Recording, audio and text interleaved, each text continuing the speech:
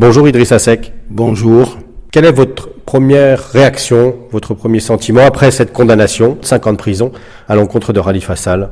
C'est une honte, une souillure sur la démocratie sénégalaise et sur la réputation de notre justice, que le président de la République lui-même avait déjà souillé en déclarant à la face du monde qu'il y avait énormément de dossiers sur lesquels il avait posé le coude.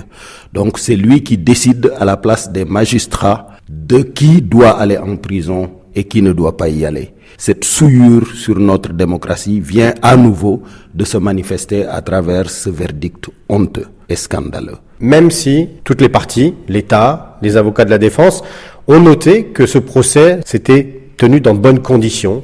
Les magistrats ont fait ce qu'ils ont pu pour qu'en apparence, la justice remplisse son office. Mais tout le monde sait que c'est un procès politique. Tout le monde sait que si Khalifa Sall avait accepté de s'aligner derrière Macky Sall, il ne lui serait rien arrivé. Vous considérez, comme les avocats de Khalifa Sall, que ce sont des fonds politiques, alors que le juge estime au contraire que ce sont justement des deniers publics qui ont été escroqués?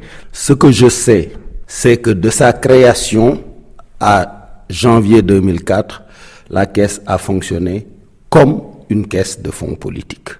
Donc Macky Sall connaissait parfaitement le fait qu'à partir du 1er janvier 2004, de nouvelles règles devaient prévaloir dans la gestion des régies d'avance.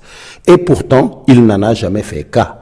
Il n'a jamais levé le plus petit doigt pour dire voilà les nouvelles règles de comptabilité publique, je les mets en application, je ferme cette caisse.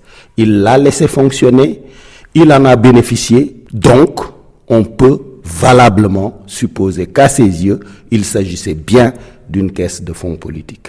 Khalifa Sall, qui a toujours prôné la transparence, il aurait dû peut-être, lui, demander à ce que cette caisse soit gérée différemment dès son arrivée à la mairie de Dakar. Je crois. Mais si les sollicitations des populations dakaroises lui imposaient d'utiliser une partie des ressources avec l'accord, avec l'aval, avec le silence des autorités étatiques, je comprends qu'il ait pu penser qu'il était effectivement héritier de fonds politiques dont il pouvait disposer pour soigner des malades, pour accorder des bourses à des étudiants, pour aider des démunis. Toute cette enquête a commencé avec le rapport de l'inspection générale d'État, qui est dirigé par le président de la République. C'est la Constitution.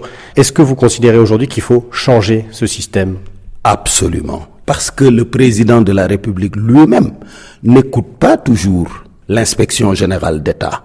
Si je suis élu en 2019, je mettrai en place une vérification générale d'État autonome qui pourra directement publier ses rapports et qui pourra directement élaborer son programme de vérification de toutes les institutions de l'État, y compris même de la présidence de la République. Vous êtes candidat à cette élection de février 2019. Est-ce que vous travaillez aujourd'hui avec l'ex-président Abdoulaye Wade? Je ne travaille pas avec lui, mais je suis heureux de m'être réconcilié avec lui et Karim. J'ai retrouvé en lui le père, j'ai retrouvé en Karim le frère. Qu'il me soutienne ou pas, qu'on s'entende ou pas sur le plan politique, c'est ma responsabilité et mon engagement de restaurer sa dignité. Pas pour sa personne, pour le bénéfice du Sénégal. L'Afrique en est privée parce que Wade étant dans ces troubles-là avec Macky Sall, les autres chefs d'État ne voulant pas gêner Macky Sall, les autres institutions internationales ne voulant pas le gêner, ne vont pas recourir à Wade. C'est ce gâchis-là que je veux réparer. Est-ce qu'aujourd'hui vous appelez à un grand rassemblement autour de vous, Idrissa Seck? Non. Je parle à tous les leaders de l'opposition. L'élection présidentielle n'est pas l'élection législative. Comme on le dit souvent, c'est un rendez-vous entre un homme et son peuple.